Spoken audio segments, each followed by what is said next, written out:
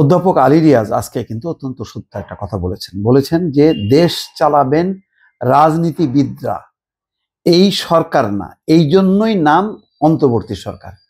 দর্শক, আমার ভিডিও যারা ফলো করেন, আমি কতবার বলেছি এই কথাটা বলছে, যার যেই কাজ তাকে সেই কাজটা করতে হবে নিষ্ঠার সাথে, আন্তরিকতার সাথে। আপনি যে কাজের না, আপনি যত ভালো মানুষই হন না কেন, আপনাকে দিয়ে হবে না। তাহলে যে কাজটা যার, তাকে সেইভাবে আপনাকে প্রস্তুত করতে হবে। সেটা যদি না হয় সেটা অন্য কথা, কিন্তু তাই বলে আপনার কাজ আমি করে দেব না। আমার এখনো মনে আছে ডক্টর মোহাম্মদ ইউনূস কি বলেছিলেন, বা তার যে দায়িত্ব নেওয়ার পর প্রথম ভাষণ কি দ্বিতীয় ভাষণে, যে শাসন কাজ পরিচালনা করা আমাদের জন্য না, এটা রাজনীতিকদের জন্য। আমরা নিজ নিজ পেশায় সন্তুষ্ট আছি। তার মানে হচ্ছে কি? তার মানে হচ্ছে যে রাজনীতিবিদরা দেশ চালায়, আর বাকি যারা আছে, এই যে ধরেন অধ্যাপক আলী রিয়াজ, তার ইফতেখারুজ্জামান, কাউকে কি ছাড় দিচ্ছেন? এইসব মানুষগুলো কাউকে ছাড় দেন, অতীতও দেননি।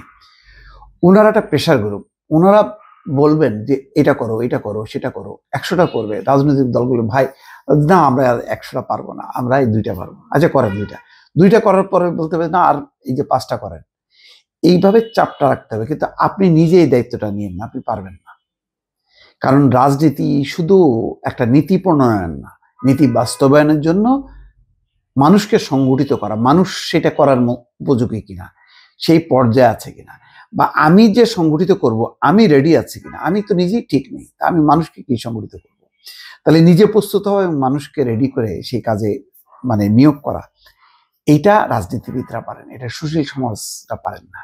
তো সুতরাং সুশীল সমাজ কি পারেন? ওই যে তারা ফর্মুলা দেবেন, এই যে পিআর করো, এই সংসদের মেয়াদ 4 বছর করো, আদর্শিক অনেক উপদেশ দেবেন।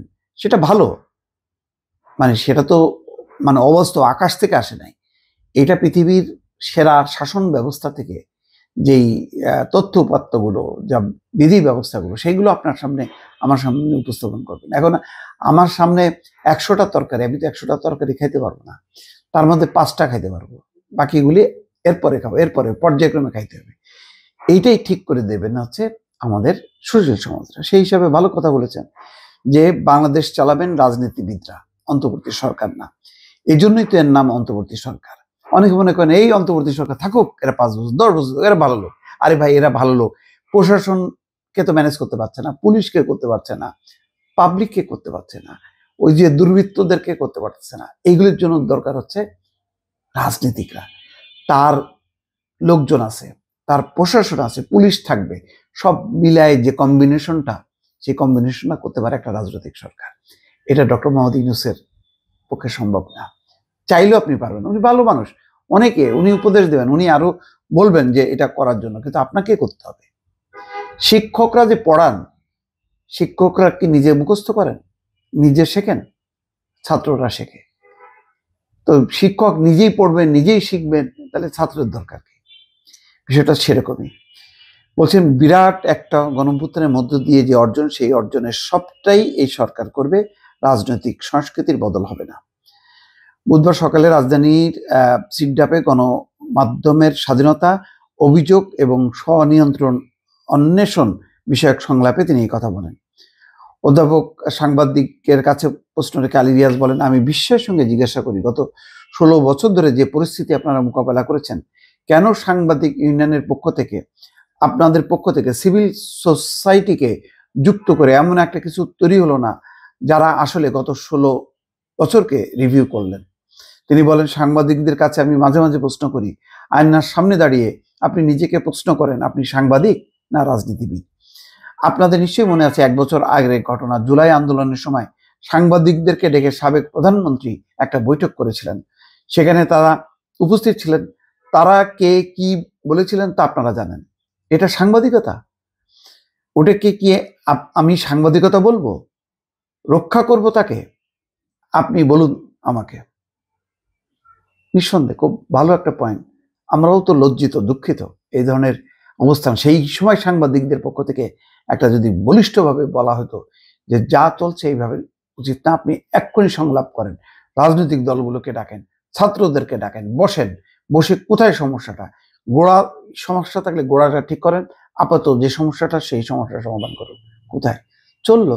উল্টা পরিস্থিতিকে আরো খারাপ করলো, জামাতকে নিষিদ্ধ করলো, এদেরকে ধরো ওদেরকে মারো, মার কাট ছাড়া আর গুলি করা ছাড়া, শক্তি প্রয়োগ ছাড়া কিছুই শেখেনি শেখ হাসিনা। আর তার সাথে সাংবাদিকরা তাল মিলাই গেল। খুব দুঃখজনক, একবারও প্রতিবাদ উচ্চারিত হলো না, সাহস করে শেখ হাসিনার সামনে কেউ কথা বললো না। উল্টা যেই সুবিধাগুলো নিল সেই সুবিধাগুলো রক্ষার জন্য তারা তৎপর হলো, বা আরো তারা সুবিধা চাইলো। সাংবাদিকদের মধ্যে বিভাজন প্রসঙ্গে তিনি বলেন, বিএফইউজে ডিইউজে যাই বলুন, দলীয়ভাবে বিভক্ত হতে হতে কোন জায়গায় গিয়ে দাঁড়িয়েছে আপনি দেখুন। শুধু তাই না, এই প্রশ্নগুলো আমরা করব না, তারপর বলবো সাংবাদিকতার জন্য অন্যের কাছে চাইবো, অবশ্যই চাইবো। আলী রিয়াজ বলেন, বাংলাদেশের একটি সম্পাদক পরিষদের পাল্টা বিকল্প হিসেবে দাঁড় করানো হয়েছে রাজনীতিবিদদের জন্য। প্লেইন অ্যান্ড সিম্পল জিনিস, যেটা রাজনীতির জন্য দলীয় বিবেচনায়। মানবজমিন পত্রিকার সম্পাদক মতিউর রহমান চৌধুরী বলেন, আমরা গত 16 বছর নিয়ে কথা বলি, আসলে গত 54 বছর তো একই জিনিস দেখলাম। গত 54 বছর যা দেখলাম তাতে আমার একই ধারণা হয়, সরকার বদলায়, আমরাও বদলে যাই কম বেশি। ঠিক কথা বলছেন।